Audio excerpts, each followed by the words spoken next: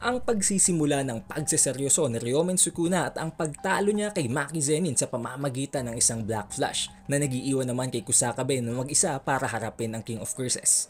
What is up you guys? It is the Updated Weeb at sa video na ito ay tatalakayin natin ng tungkol sa spoilers and leaks para sa Jujutsu Kaisen Chapter 253. Sa pagsisimula ng chapter, makita natin ang isang napakakunting flashback wherein pinag-uusapan ng mga first grade kung sino ang pinakamalakas daw sa lahat ng first grades. Na sinagot naman ni Mei Mei na si Kusakabe yun. Sinagot naman nitong si Nanami na depende sa sitwasyon pero sa palagay niya ay si Kusakabe din at sinagot din itong si Gojo na si Kusakabe kung hindi isasama ang 3 great clans. Habang si Kusakabe naman ay nagpapahumble at sinasabi na kahit na sino maliban sa kanya. And then magbabalik na naman tayo agad sa duelo na nangyayari sa halimaw na walang cursed energy at sa King of Curses. Makita natin dito na napakabilis ng movement nitong si Maki habang sinusugod si Ryomen Sukuna at naglo-launch ng isang slash. Subalit naiwasan yun ni Sukuna habang nagtatapo naman ng isa ding slash papunta kay Maki na naiwasan din niya. Ang dahil dito tumama ang slash ni Sukuna sa isang building na nasa likod nitong si Maki na unti-unti namang bumabagsak sa kanila habang nagkakaroon sila ng close quarters hand-to-hand combat. Nang dahil dito ang mga sasakyan na nasa parking lot na nasa building ay nagsimula ng mahulog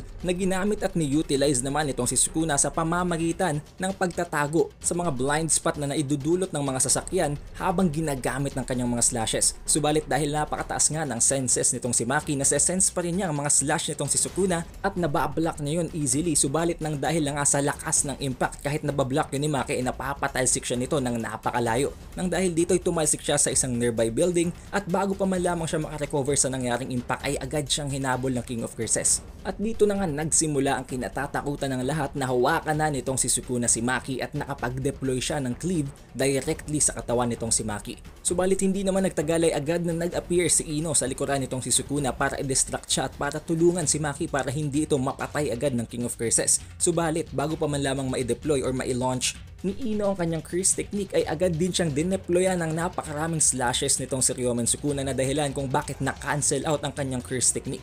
Hindi lamang yon, dahil nga nagkaroon ng napakalaking opening si Ino nang dahil sa pag-cancel ng kanyang atake, sinipa siya ngayon ni Sukuna ng ubod ng lakas na nagpatalsik sa kanya papalabas ng building.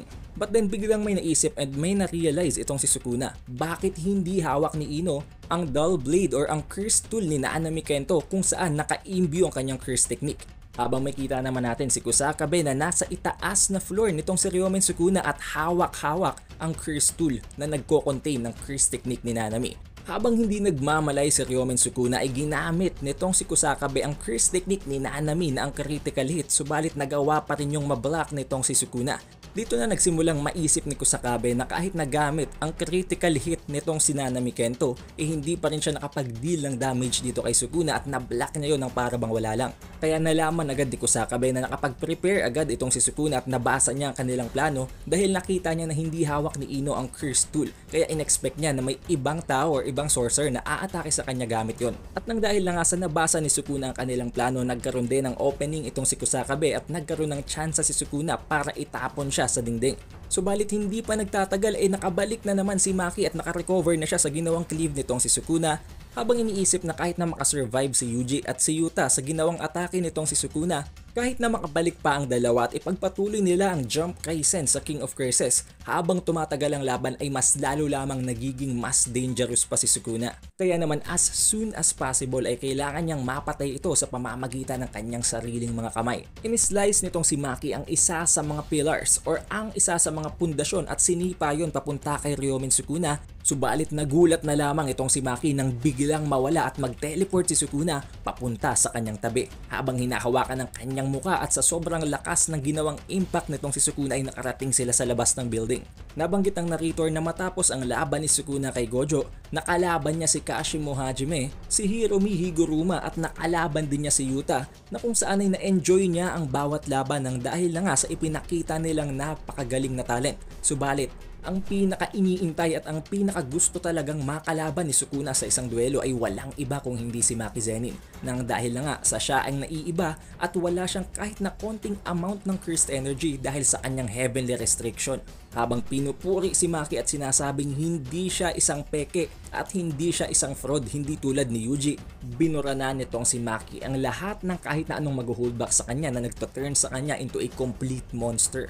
Sa sobrang pag-e-enjoy nitong si Sukuna ay sinisigawan niya na si Maki habang sinasabing ang laban na ito ang magde-decide kung ano talaga ang dapat palakasin, ang jujutsu ba or ang physical body. Sinabi din niya na ito ang pinakaunang beses na nabigyan siya ng responsibilidad na patunayan ang kanyang panig. May kita din natin dito na sa sobrang lakas ng grip ng ginawang paghawak nitong si Sukuna sa mukha ni Maki ay halos nabalatan ang mukha ni Maki. Sinabi din itong si Sukuna na ang jujutsu ay para bang ang balat at ang laman lamang. Subalit pagdating kay Maki, ang mismong kanyang katawan ay ang true bone and ang essence.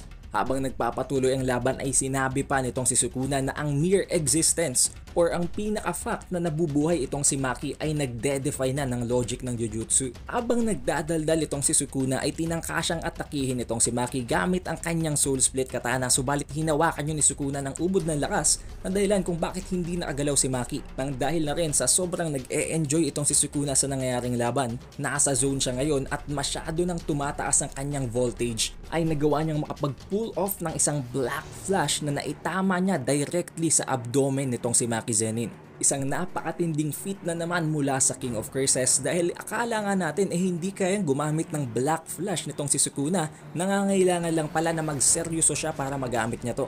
Nang dahil sa ataking ito ay tumalisik ng napakalayo si Maki papunta sa isang building at hindi na natin siya nakita pang bumalik sa laban. It only means one thing, na knockout na siya sa pamamagitan ng black flash ni Sukuna.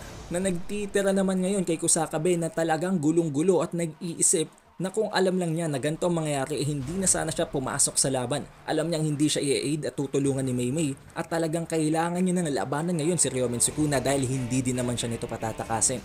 Habang kinakaharap ang King of Curses ay tinatanong ni Kusakabe ang kanyang sarili kung kaya daw ba niyang patayin ang King of Curses. And that is where the chapter ends, kung saan hinaharap ni Kusakabe si Sukuna habang dinadoubt ang kanyang sarili kung kaya niya ba tong talunin or tapatan man lamang. Nakita din natin sa chapter na ito ang napakabangis na paggamit nitong si Sukuna ng kanyang Black Flash na nagpa-knockout naman kay Maki. Subalit kudos pa rin kay Maki dahil ito pa lang ang pinakaunang beses na nagseryoso itong si Sukuna sa nangyayaring laban, dahil nakita nyo naman na dito pa lang siya nag-enjoy at dito nyo pa lang ipinakita ang kanyang emosyon. But that is where the chapter ends at nagpapatuloy pa rin ang ating raffle draws and giveaways sa mga lucky winners. Para sa mechanics, just visit our Facebook page by the same name na Updated Weeb at sundin nyo lamang ang qualifications at ang mga instructions sa kung paano maging qualified as one of the lucky winners. Also, don't forget na abangan ang ating official translation scans or ang full review natin para sa Jujutsu Kaisen Chapter 253 which will be out by this weekend.